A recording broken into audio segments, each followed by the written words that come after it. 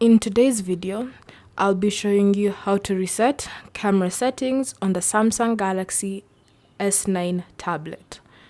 So first, open the settings app, and under settings, scroll down the left panel until you find the option apps. So tap on that.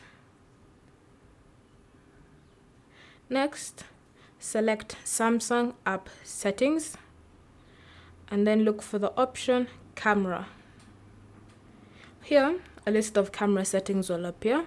So all you need to do is scroll down until you find the option reset settings. So tap on that and then select reset. You can also open this camera app and then select the settings icon. And then scroll through your camera settings until you find reset settings. So tap on that and then select reset. Thank you for watching. If you have any questions or comments, leave them down below and we'll get back to you.